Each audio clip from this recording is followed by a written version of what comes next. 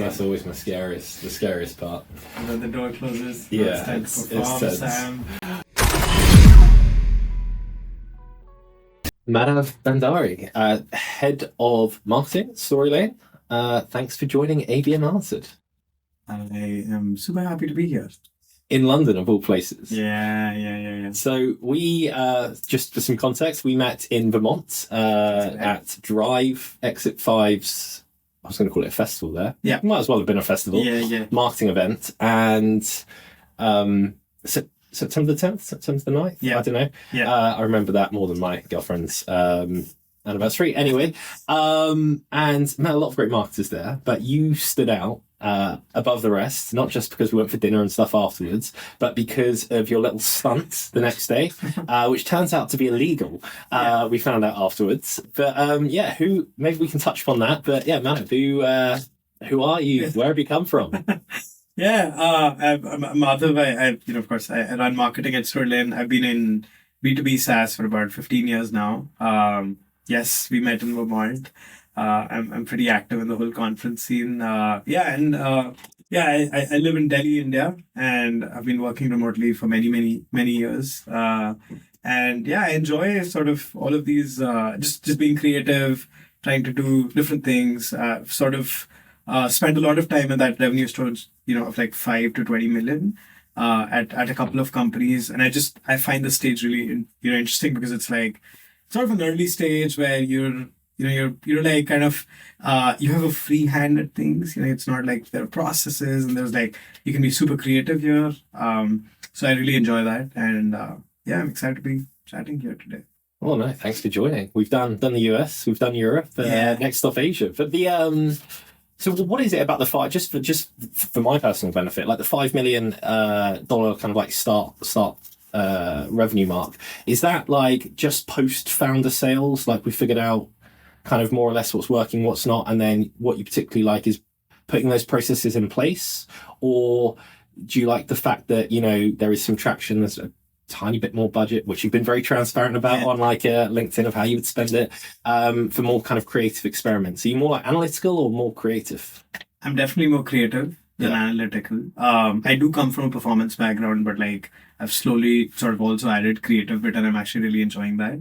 I think 5 million is sort of like a metaphorical sort of number, right? It could be 4, it could be 6, it could be 9. But I think what the main realization was that the 0 to 1 phase is definitely for the founders. It's not, you should not be hiring somebody from marketing there. Marketing is best, especially when you sort of have, some level of product market fit. You have some budget to invest, and you have a fair level of understanding who are your customers, and there's a sort of growth opportunity there. And you have some level of understanding that these are all the marketing channels that are available to us. Mm-hmm. Like that whole figuring out phase has to be like the founder needs to be involved. Post the 5 million is when you're like, okay, you can deeply invest in marketing because you have those early signs, right? And then you can sort of really scale it up. This obviously came from experiences in different places. And of course, you start getting larger budgets, right? When you're less than $1 million, you're sort of very focused on like everything has to be ROI driven, everything has to be like measured, and I have a couple of hot takes there. But I feel that at the 5 million mark, you sort of have a little bit more freedom to actually do the things where marketing actually ends up working. Yeah. Wow, I love that you're going to come in with some hot takes. And just before we start, thoughts on London? I love it. It's a little bit hotter than I expected. I am so glad we have that on recording. There you go. Come to London, visit London, use this in your ads. Yeah. It's a little bit hot, but it's actually really nice to see the flowers everywhere. It's just a bunch of flowers just in every corner. It's super nice, and I love the whole Wimbledon vibe everywhere that's going on. It just sucks that I'm leaving a day earlier. But it's amazing. You clearly you've gone to all the nice parts. I can show you some rough areas, but that's awesome. I love it when people love London. Yeah. Right, so Madhav, what I have done is collated a series of questions from the ABM Answer community. Mm-hmm. I know, I have no doubt you'll be able to handle these, but I know specifically Storylane's more, is it product-led? Well, it makes so much more sense. You invited me to the product marketing conference, which was superb. But are you happy for me to dive into challenge 1? Absolutely, let's go for it. Cool. So challenge 1 that came in, speaking of reporting and measuring, came in from Alex Papas at Venify, over on the west coast of California. He asked, what's been your best success in showing attribution and impact across your ABM strategies? Absolutely. I can take one of our recent ones. So we started investing in our influencer program about 7 months back. This is going to be good. Yeah, that's what, I was seeing, I think a question sort of came up, this is about a year and a half back. And we were just thinking that, okay, Storylane is a pretty good product. How do we get into the inner circle, right? How do we get the inner circle talking about us? That was the problem statement that my CEO came to me with, how do we come into the deals, when somebody's evaluating? So I think there were a bunch of things we did, including investing in brand, but influencer marketing was a big one. How can we show up consistently on the LinkedIn feed? Not just from our own profiles, but also from the influencers' profiles. Yeah. So I had no freaking idea. I had no idea how to sort of make that happen. You're sure you're not a founder? You're pretty good at just piecing it together as you go. Yeah, and the funny thing with influencer programs, it's wild west out there for that one. It's there's no sort of standardization in terms of pricing. There's no playbook. There's no information available online. And so we just collected a bunch of influencers, and on my feed, I'm okay, I like this guy, I like this girl, I like all of these folks, and just started reaching out and collected a price range. And then it was sort of going slowly. And then about, I think I would say October is when we had a couple of influencers on board that actually started delivering, posts, and actually we were seeing, a couple of good results. And then we got an amazing partner on board, this guy called Vin Batano, who's a very he manages the influencer programs for a couple of companies. Mm-hmm. And I basically just, we really scaled the influence program from there. And what's been interesting for us right now is just how scalable and just how untapped this particular channel is, especially if, I can share some of the numbers, right? So we are roughly generating about 700,000 impressions a month from the influencer campaign. And the CPM is at somewhere about $30. For a LinkedIn thought leadership ad, you can sort of just really optimize it, whatever, do it. The best you can get to is $65. So it's half, probably less than that, right? And we've had months where the CPM actually dropped down to $7. But the average is 30. So I think there was 1 month where we had $100 CPM. That's why it was 30. But it's actually, if we just remove that 1 month, it's probably somewhere around 20 or 18, which is pretty phenomenal, right? And then the next best thing was we have How Do You Care About Us form. And I saw there that, a lot of prospects started mentioning that, oh, I saw you through the influencer post. Mm-hmm. So now we're seeing deals actually come in. And then there were a couple of campaigns where we saw our branded searches for a particular day, shot up a couple of 2x, 3x. So these are just some of the ways where we sort of understood that, okay, this is a channel that's working, needs to double down. And that's one of the reasons why I was I just made it a point that this was the channel for us this year, and have budgeted $500,000 for this one. That's super interesting. Well, we're going to go down this rabbit hole for a second because it's so unfamiliar to me. So, also extremely important to have that "where did you hear about us" kind of form thing on the contact form. 100%. Open text field, I imagine. Yeah. Right. Yeah. Yeah. Because you want to know which influencer you had it from. So you manually built out the influencer list, which makes total sense. That's how I would approach it. Again, I have no context in this area. I know in the B2C world there are platforms out there for influencers. Is there anyone? I imagine you get pitched all day, every day as head of marketing. Check out our platform. Is there any influencer centralized platform for B2B or not yet?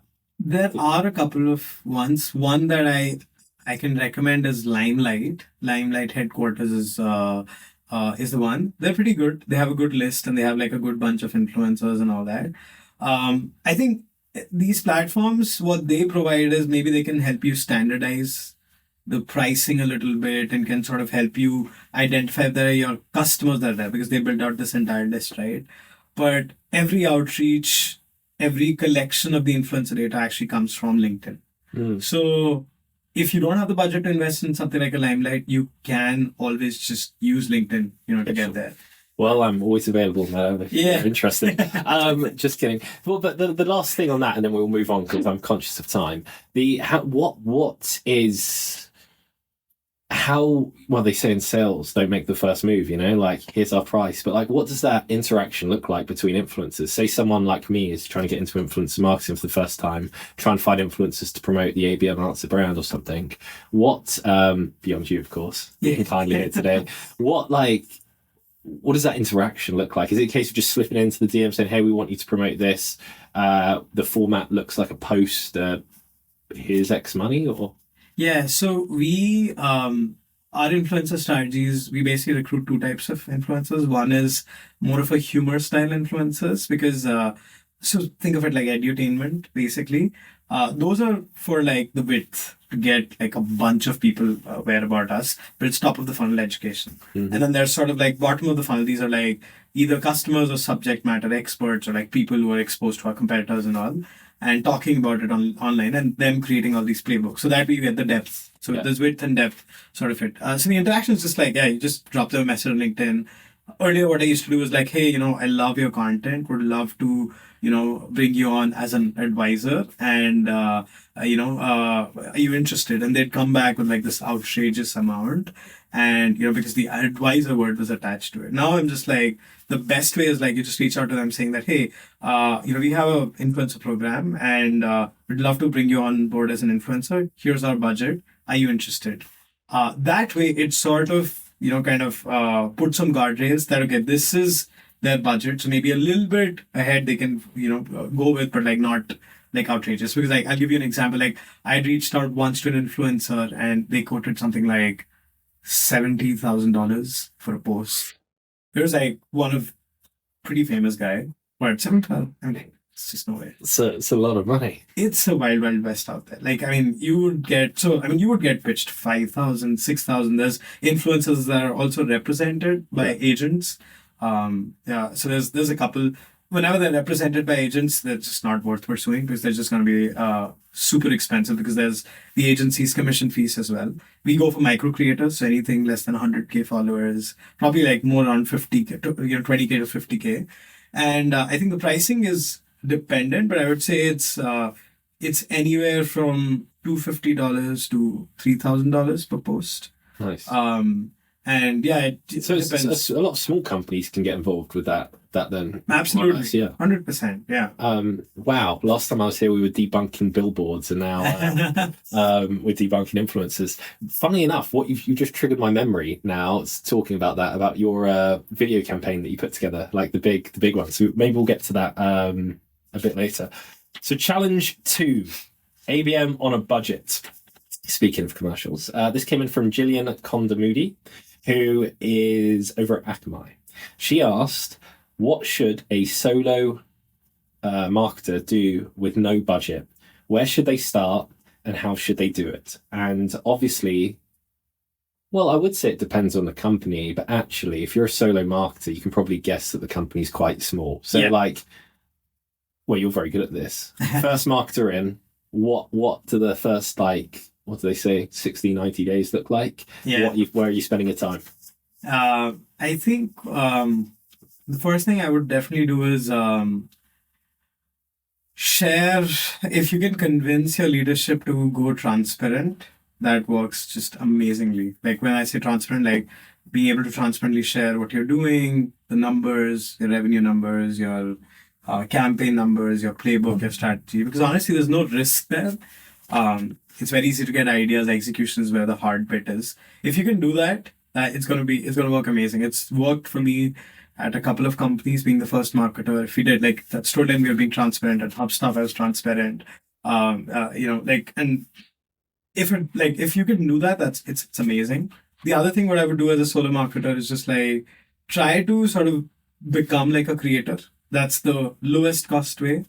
Find a niche and really start talking about your work. So if you sell to sales, marketing, or any folks that hang out on LinkedIn, that's easy. If by chance you work in a company which does not have the ICPs on LinkedIn or whatever, right? Try to find a platform where you can be sort of a content creator, and then just go wild on it. Whether that's like shooting videos or doing written posts or whatever. That's the lowest one that you can go for. Nice. I'll call that Madhav in a box. It's like start a new company, open it up, and here's Madhav's playbook. Yeah. Challenge 3 came in from James Davis at Blue Yonder. So a huge company jumping here. Well, Akamai huge, but different type of question. He asked, and you probably like this one, shout out Storylane. What ABM technologies or marketing technologies are you most excited about and why? And I think this is a perfect time to plug stuff. Yeah, I mean, I was, I think there's a couple, for sure Storylane's great. One of the ways where we've been using it for ABM is, so Storylane is a interactive demo software. So for a lot of people who don't know, it's like a more interactive way to educate about your product with like a front-end replica of your product. We'll pull up some visuals here. Yeah. Okay, thank you. And then, so the way we're using it for our ABM is we call this Playbook demo-led outbound, which is going to slowly be revealed soon. So demo-led outbound is basically so we sell to mid-market and enterprise companies. And what we're doing is we're basically going after these companies and trying to get access to their product, creating a demo, and actually sending it to them saying that, hey, this is what an interactive demo would look like. And it's actually... This is good. Yeah, this is really good. Yeah. And so when you're sort of creating these unique demos for everybody, it's a lot time intensive initially, but it's also a great sort of pattern interrupt. So the email currently looks like, hey, I'm not going to pitch you Storylane, but here's a demo. That's it. And then, there's a demo in there. It's a frictionless call to action. Exactly. It's like they don't have to talk to us. They can just click on it. They don't even have to reply to us because our outbound motion is not really sort of focused on booking a meeting. It's more like demand gen, generate inbound traffic through outbound, basically. So yeah, that's one technology that I'm really interested in. The other thing that I would also say is I've been very interested in how these website de-anonymization tools have been sort of visitor de-anonymization tools. Yeah, you're in Europe now. Yeah. GDPR, here we go. Yeah, it's a little bit harder. I get that. But I think, there's such a large opportunity for people who've not visited, your website. Who visited your website but haven't given their contact details. So I don't know what's the right way to sort of figure out in Europe, but is there a way to sort of reach these users? I don't know. Is there a way to just identify these users? I don't know. But yeah, that's another thing because we sell heavily in the US right now and it is fortunately okay. And there's a lot of good companies that are coming out there, lots of great tech. It was originally very account level, but now they're companies that are coming with more contact level. Sort of de-anonymization. That's really interesting as well. Yeah. So it's a weird one because I personally don't really care too much about my data. A lot of people do, and I totally understand why that is. But for me, and there's ways to do it, right? There's you can be creepy and be like, oh, you were just on my website. Yeah. Or you can be like, oh, Sam's visited the pricing page. Maybe this is a perfect time to be like, here's more pricing information, or here's a special offer, or something relevant to what they did. And to me, as a buyer, not that I am in the market, no one pitch slap me or anything. It makes more sense. It just makes your life a bit more easy. So I am a bit not upset. I don't go crying to sleep every night that it's not legal in the UK and Europe, but I do get a bit jealous, is what I'm saying. On the other side of it, that marketers in the US just have all this power really for de-anonymization. Is it our B2B? That's one of the big ones, isn't it? And so I don't think anybody's solved it perfectly. We tried our B2B. They can just do 25%. That's also just in the US. And Clearbit. So Clearbit is sort of more old school. We've been using Vector for quite a bit. It's sort of a new player. Again, none of these can do more than 35% of it. But so we don't go okay, somebody visits our website, we just send them an email. We'll basically add them to our LinkedIn thought leadership ads. And then they just see us at different places, right? They're not going to get a message from us because we understand they're more top of the funnel. So I think that's the only thing. Again, you got to treat outbound as a demand gen motion, not as a book a meeting motion. Yeah. I know. I mean, I understand it's a little harder, but what are your thoughts on intent data? Obviously that is intent data, but I'm talking the Bomboras, the 6th Sense, the demand basis of the world. Yeah. Are you pro them or against them? Do you find them useful or? I think for every company, it's different. For us, there are certain intent signals that do really, really well. One I can tell you is anybody visiting our support documentation is one of the fantastic signals. It's amazing. It's just one of our best performing ones. So that one does really well. That's the golden nuggets we want. Yeah. The support documentation is one. The other one is also like if they're sort of seeing our demos. Yeah. The demo signal is insane because it's like maybe a little biased, but I feel like demo viewed as a signal is a very, very sort of strong signal that this person is generally interested in the product, right? So that's another signal that works. Another one that works really well is job change for a former sort of customer, right? So we had a champion in a previous account and they moved jobs and they moved to another company, right? That's a fantastic signal because they were happy at their previous company. They can bring the new company on board as well. That campaign also does really well.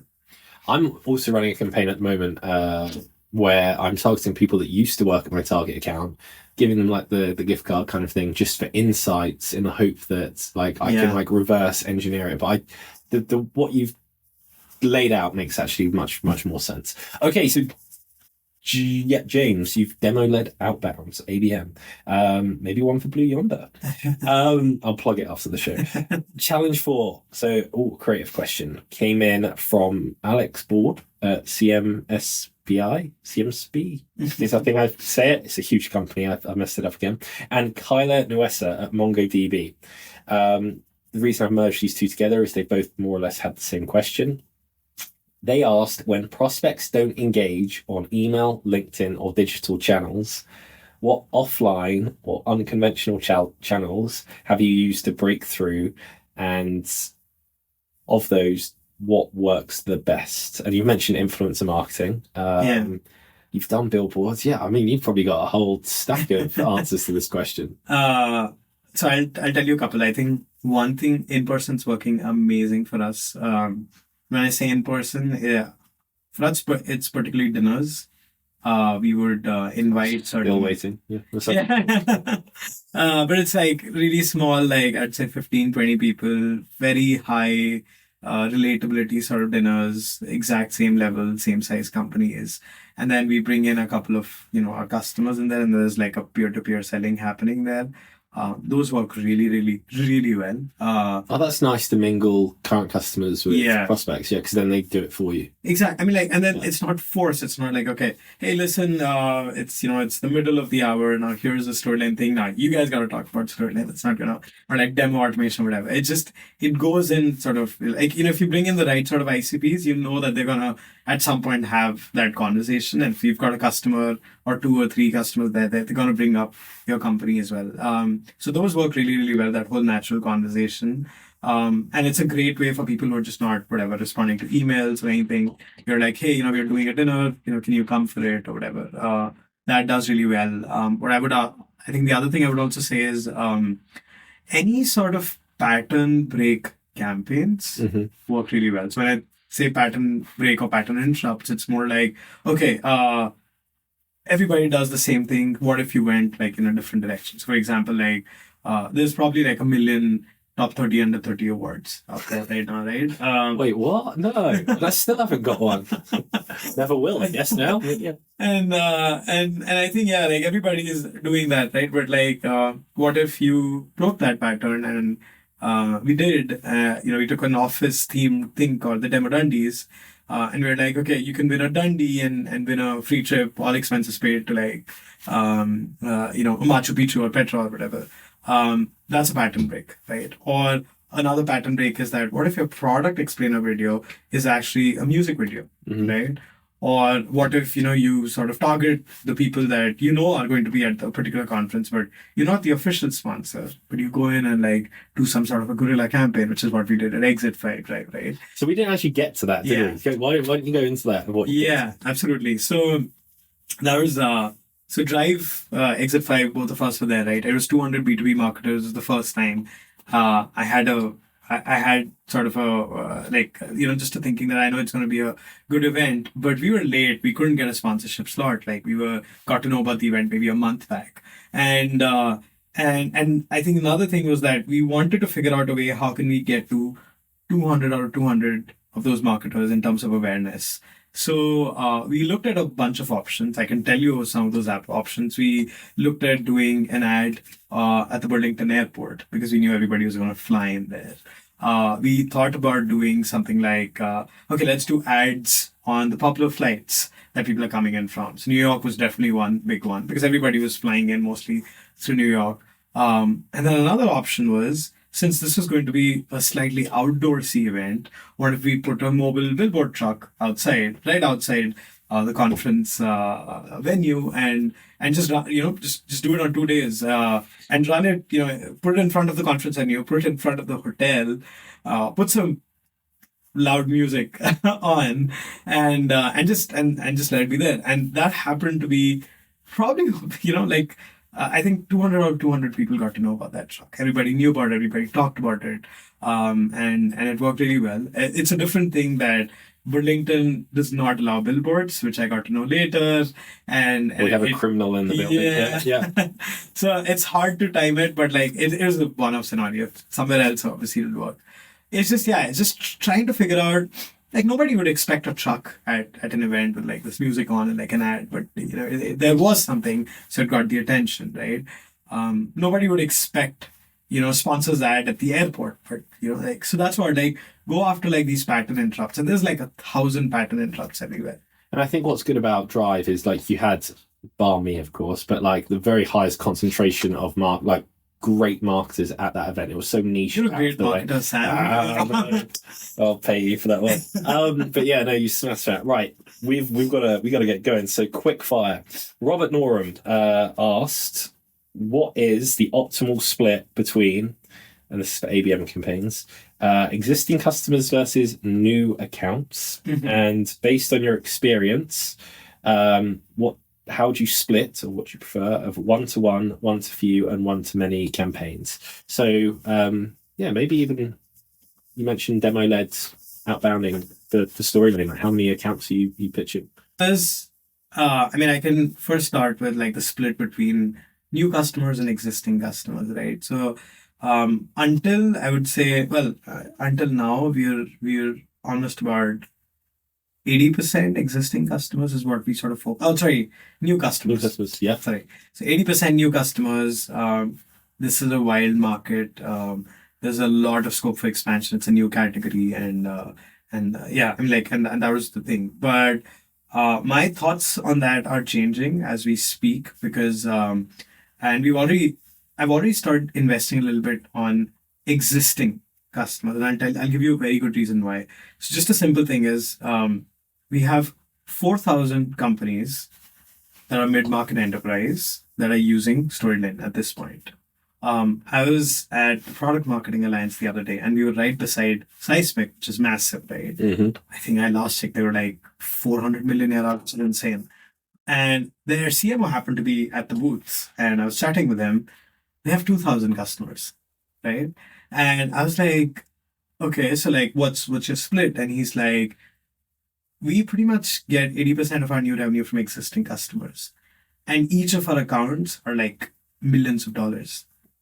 Yeah. And when he saw the logos on our sort of thing, so they have Microsoft, Amazon, HubSpots, we have the same accounts. And he's like, why are you not investing in existing customers? You have just such a high potential. And that's why it just sort of hit me a little bit that why are we not investing a lot more into customer marketing? Especially when we live in a world where a lot of people are buying through peers. So doing more referral, getting more referrals, getting more retention, getting more expansions, right? So this split, the 80-20 split, is definitely going to change to a lot more of customer marketing, perhaps by the end of the year and the subsequent year. But at this point, it's 80-20%. To your next question about one-to-one versus one-to-many, right? We don't have a lot, I would say. So our account lists are basically built on our target accounts, the accounts we meet at dinners, or the smaller dinners, or some of the companies that engage with us at conferences. So that becomes an in-person interaction, right? So I would categorize those companies in the one-to-few, our own existing accounts in the one-to-one, and the one-to-many is sort of our targeting for like this particular segment as in cybersec, like, 200 to 5,000 employee companies, there's a certain job title. So for the one-to-many, it's very specifically just like, let's go top of the funnel, LinkedIn ads, that's it. We're not going to do spray and pray. That doesn't work. No, and I it's mean, not LinkedIn working. ads work. They do work. They do. I mean, They're like, expensive, but they work. yeah, I mean, like at this point, we get almost about 50% of our pipeline through LinkedIn. So it works. It's like the organic. And the one-to-one is, I think, more around like the demo-led outbound playbook I was telling you about. Yeah. And the one-to-few is more like, okay, we met at an in-person event. Why don't we take that conversation forward? So that's also, I would say, more manual. It's not automated, but it's like, okay, you have a history, you have a relationship with them, you're just sort of building onto them. So maybe you invite them to another event, or you basically sort of just keep chatting on LinkedIn and they see your post and there's a conversation that happens. It's a little bit like that, I would say. All right, I mean, I've got a lot of follow-on questions to that, but these people have questions and they take priority. So jumping to Kelly Shermahon at Pega Systems. Shout out Pega. She asked, a bit of a personal one, Madhav, can you share a detailed success story, including the challenges you faced and how you overcame them? Yeah, absolutely. Let me talk about our brand playbook. And I think maybe, I think one major thing that I was pitched initially when I sort of joined Storylane was there's a lot of greenfield opportunities. And in a lot of deals, we were sort of like the second or the third vendor being evaluated, not the first vendor. And there's a stat that says that, the first vendor is what the buyer will most likely go with. I mean, I don't know if it's data can be twisted in their own ways, but yeah, like it is what it is, right? And so the challenge was, how do we go from being the second or the third vendor to the first vendor? And that would only come from reaching to accounts that none of our competitors were reaching to. How would we get there? That was definitely through brand. And if you want to invest in brand, the first thing we had to do was, how do we come in front of people consistently, and also how do we come in front of these, I would say what I call the inner circle, right? Like how do we come in front of them? So one thing I started doing was, just to get in front of the inner circle, is I started a podcast series called GTM on the Go, which is like 5 minutes and 5 questions, and started inviting the inner circle to that podcast. So I did about 12 episodes, and then I asked them to share it and all of that, right? So that started a little bit of rhythm. We start getting exposed to that audience. The next thing we started then we did was, all right, let's just try to do a little bit of the pattern interrupts that I've been talking about, right? So we tried to do things that nobody else was doing. So let's do sort of an SEO playbook that no one's ever done. And that's how the demo-led SEO playbook came to be. And just for like context, it was like we ran an experiment where we basically published pages with just demos in there. And through that particular strategy, we grew our traffic from 20,000 a month to 250,000 a month in like 7 months. It was insane. Like we tripled our PLG revenue. And then it was just a lot of these playbooks. We did, I think, like this swag that nobody's ever done, which are like these product marketer affirmation cards.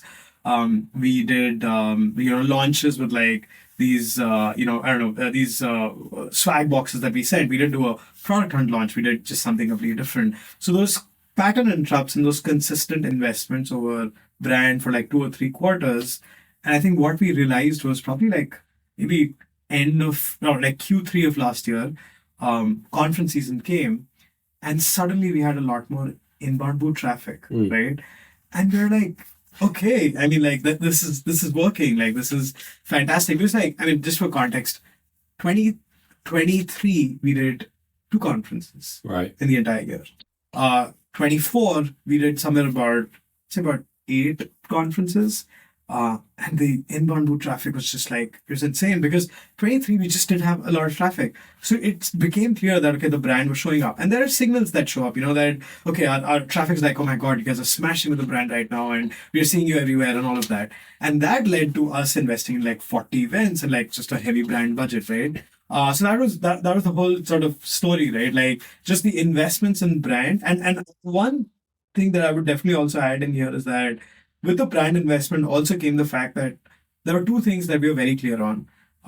One being that we're not going to treat brand as a performance marketing sort of a motion. We're not going to go crazy on the measurement of it. We're just going to go with like, how wide can we go? Well, I was going to say, CFOs probably going to be pulling you out. I'm glad that they let you scale that one out. Yeah, I mean, it's sort of like how the conversation, like my CEO was on board with that. So there was that, and it was just, I had some like information from other CMOs as well on that. So that sort of helped make that case. But yeah, and the other thing I would also say is that just building that risk profile of like, if, there are going to be experiments that fail with these pattern interrupts and everything. Yeah. And having the risk appetite to know that, okay, you burned through 5-10K and that's okay, because through these 8 failed experiments you'll get to that one amazing experiment that's going to just ride you through the end of the year, entire year. Those two things, that building that muscle for that really helped us. I feel like I'll be very quick here, but like marketing campaigns, business ideas, and VCs and PE firms all have this one thing in common, which is 7 times out of 10 it's going to fail. 8 and 9 times out of 10 you might make your money back or see no growth, and then that one time it just 10x's everything, and like it covers everything else. 100%. Right, we've got 9 minutes, so we're going to really bosh this. Mike English, London Lights commercial director, he asked, what is your favorite billboard campaign? Or actually he followed this up with, if you had a billboard in the center of London, what would it say on it? So we have a campaign, you might even run it on in London. It's like, Rome wasn't built in a day, but your demos can be. Nice. Good little anchor off that. Yeah. Challenge 8. This is from Mike Davies at Red Hat. He said, what is one sacred cow in B2B marketing that needs to be slaughtered, and why haven't you done it yet? I feel like there's a personal demon in there from Mike there. He's struggling with something. But yeah, is there any thing that the world says that we should do which you just find no use in? I think a lot of people just waste so much time on just solving the attribution problem. And it's just like, yes, it's just let it be. Yeah, like, I mean, why? Like, I think it just, marketers just got spoiled when 2013, 14, you could just track everything. And then it's just like, it just went downhill from there. But now we live in a world, how do you sort of track what came out of this conversation? Maybe a recommendation of Limelight, for example, right? Like how it's just no way, like whatever software you do, there's no way, right? Just accept that as a fact, right? And maybe think of mentally a framework where you could perhaps just, accept that there's going to be a lot of attribution that's not going to be trackable, right? But you gotta just look at the end goal, right? Like how much brand searches are growing, how much pipeline are you able to generate, as long as you're so yeah, I mean, don't go heavy on the measurement on marketing. It's just, I posted about this today real quick. I did like a longevity workshop a couple of weeks ago, and these doctors were running it, and they were open and said, look, we get way too obsessed with the metrics of like the wearables, Whoop Ring and Oura Ring. I'm a fan of those. And it's like, you can't quantify the good endorphins you get for having like 4 beers with your mates on a Friday and the stress relief, but it works. But it's the same thing with marketing, right? You can't measure brand, but you do know it works. I love that. Challenge 9 came in from Chris Hare, ABMA, the account-based marketing agency. He asked, what do you think that the top 3 channels will be in 18 months' time? Influencer marketing is definitely one. That's going to really, really grow. I mean, I see a lot more companies investing in it, and it's a very early channel.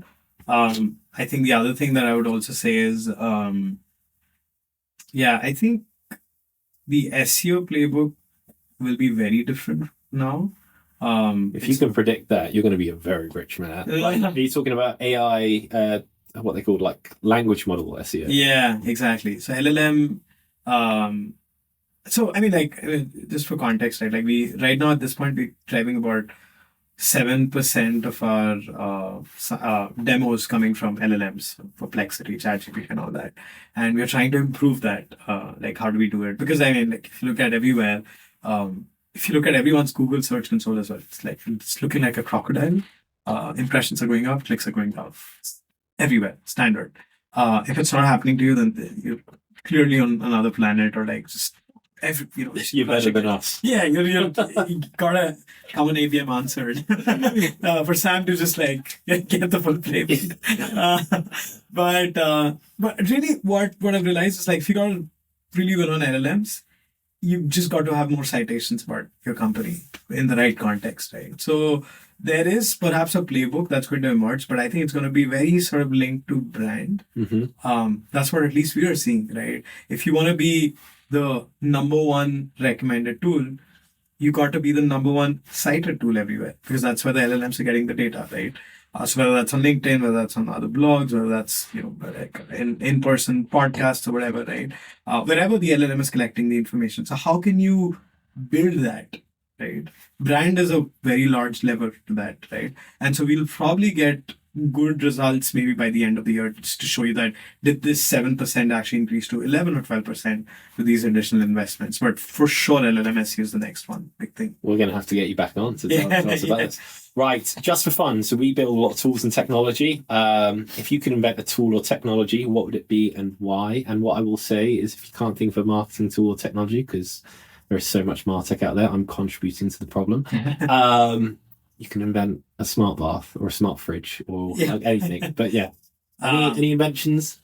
I think one thing that I really, really want is a very good video editor. Just because I feel no matter what sort of video editing tool that there are all sorts of AI ones that have also come up.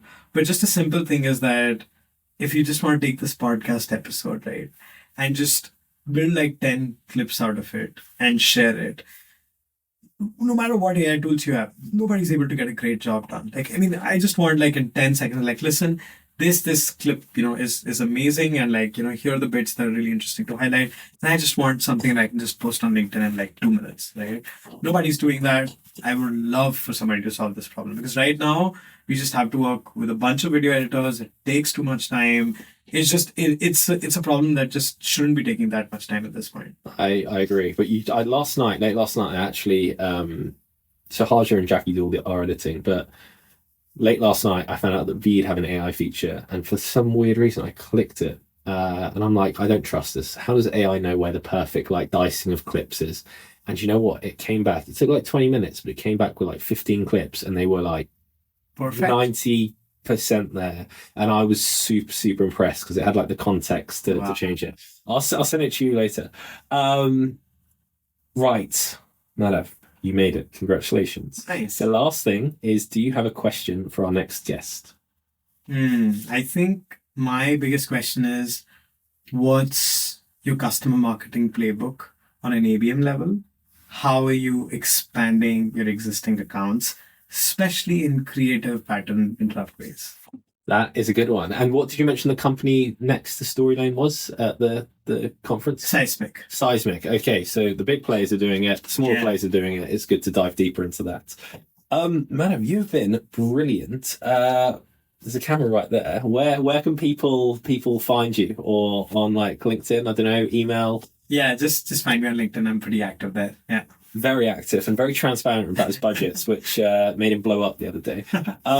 Madhav, yes, I think is there anything we haven't covered in 1 minute 35? I think we've covered everything. Yeah. Yeah. Sounds good, man. We did. I think we did pretty well for a Friday, late on Friday, on a hot Friday. All right, well let's leave it there. Cheers. Yeah. All right, man. Right. Okay. Cool.